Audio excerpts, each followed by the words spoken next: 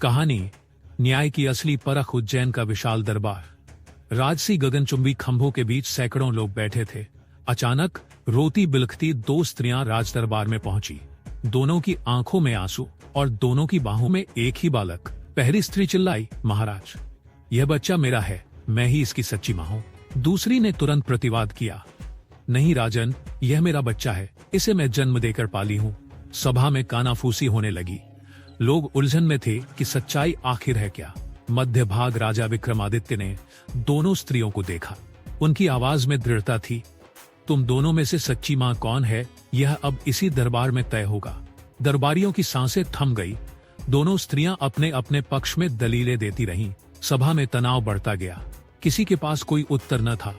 विक्रमादित्य ने गंभीर स्वर में कहा, तलवार लाओ। एक सिपाही तलवार लेकर सामने आया। राजा ने दृढ़ निगाहों से दोनों स्त्रियों को देखते हुए कहा, यदि तुम दोनों अपने अधिकार से पीछे नहीं हटती तो इस बच्चे को दो हिस्सों में बांटकर दोनों को दे दिया जाएगा। सभा में सन्नाटा छा गया। सबकी धड़कनें तेज हो गई। इतना सुनना था कि एक स्त्री घबराकर रो पड़ी। उसके होठ कांपने लगे और वह हाथ जोड़कर बोली, नहीं राजन, यह बच्चा मुझे नहीं चाहिए। कृपा कर इसे दूसरी स्त्री को दे दीजिए। बस इसका जीवन बचा लीजिए। बस इसका जिथे। वहीं दूसरी स्त्री चुप रही। उसकी आंखों में कोई करुणा न थी।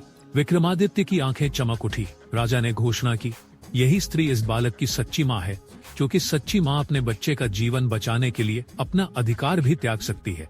सभा में जय विक्रमादित्य के स्वर गूंज उठे। कथा यहीं समाप्त नहीं हुई। सिंहासन पर बैठी पुतली ने राजा भोज की ओर देखते हुए कहा, राजन, यही था विक्रमादित्य का न्याय, जहां बुद्धि और करुणा साथ साथ चलते थे। क्या आप भी ऐसी परख कर सकते हैं?